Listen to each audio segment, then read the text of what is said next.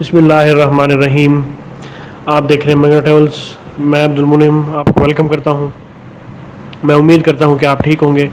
آج کویت کے حوالے سے دو امپورٹنٹ انفارمیشن آپ سے ڈسکس کرنی ہے. پہلی اپڈیٹ: جب سے کویت کی فلائٹ سٹارٹ ہوئی ہیں کویت اتھارٹیز نے اپنی کچھ فیکٹس اینڈ فگرز شیئر کیے ہیں کہ کتنے لوگ کویت آئے ہیں اور کتنے لوگ کویت سے گئے ہیں، اور اس حوالے سے ایئرپورٹ کی کچھ انفارمیشنز ہیں.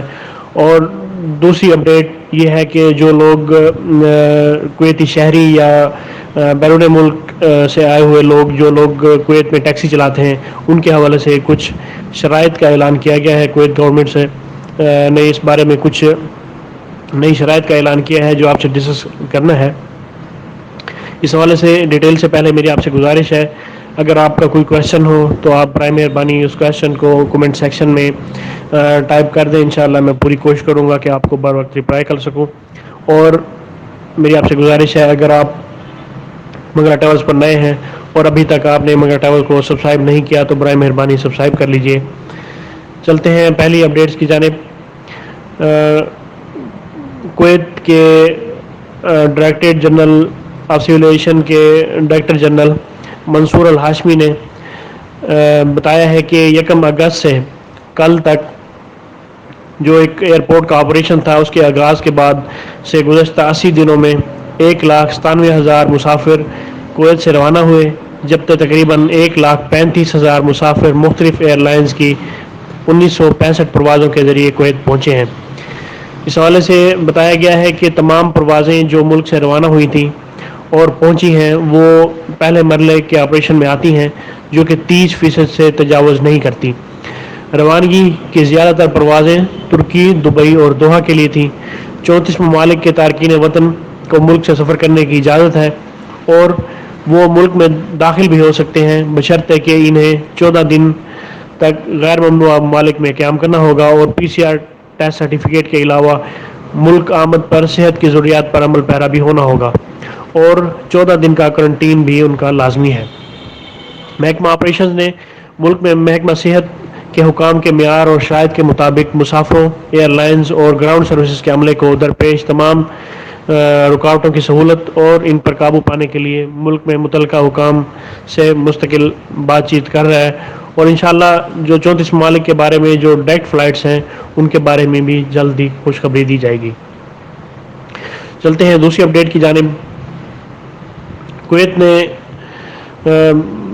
ریٹائرڈ شہری اور بیرون ملک جو شہری ہیں آئے ہوئے کویت کی طرف، ان کی ٹیکسی چلانے کے لیے کچھ شرائط کا اعلان کیا ہے.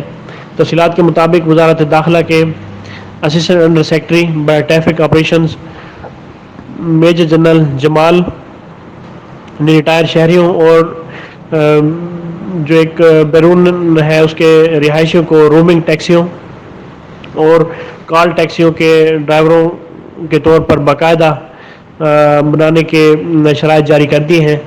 اس حوالے سے بتایا گیا ہے کہ ان شرائط میں یہ بھی شامل ہے کہ درخواست دہندگان کو public institute for social security کی طرف سے ایک سرٹیفکیٹ پیش کرنا ہوگا جس میں اس بات کی تصدیق کی جائے کہ وہ ریٹائرڈ اور بے روزگار ہیں، اور جو فوجداری ثبوت کی جنرل ایڈمنسٹریشن کے ذریعے جاری کردہ اچھے طرز عمل کا سرٹیفکیٹ اور ہیلتھ فٹنس سرٹیفکیٹ. اور درخواست گزار کو ملک کے تمام علاقوں میں جغرافیہ کا بھی امتحان پاس کرنا ہوگا. بیدون اور کہ درخواست دہندگان کے ضوابط کے بارے میں فیصلہ یہ شرائط عائد کی گئی ہے کہ درخواست دہندگان کے پاس سیکیورٹی کارڈ کا معقول ہونا ضروری ہے اور جس کی مدت 6 ماہ سے زیادہ نہ ہو. عمومی انتظامیہ کے فوجداری ثبوت کے ذریعے جاری کردہ اچھے طرز عمل کا سرٹیفکیٹ اور صحت سے متعلق سرٹیفکیٹ کے علاوہ جغرافیہ کا امتحان ملک کے تمام شعبوں میں پاس کرنا ہوگا. اس حوالے سے فیصلے میں کہا گیا ہے کہ درخواستیں جمع کرانے کی جگہ جنرل ڈائریکٹریٹ ڈپارٹمنٹ میں کوآرڈینیشن اینڈ فالو اپ محکمہ ہے. یہ بات بھی قابل ذکر ہے کہ رومنگ ٹیکسیوں اور کال ٹیکسیوں کے ڈرائیورز کا پیشہ آرٹیکل 18 ریزیڈنسی کے تحت تارکین وطن تک محدود ہے اور ہوائی اڈوں پر کام کرنا ریٹائرڈ کویتی شہریوں تک ہی محدود ہے. اس حوالے سے یہ 2 اپڈیٹس تھیں جو آپ تک پہنچانی تھیں.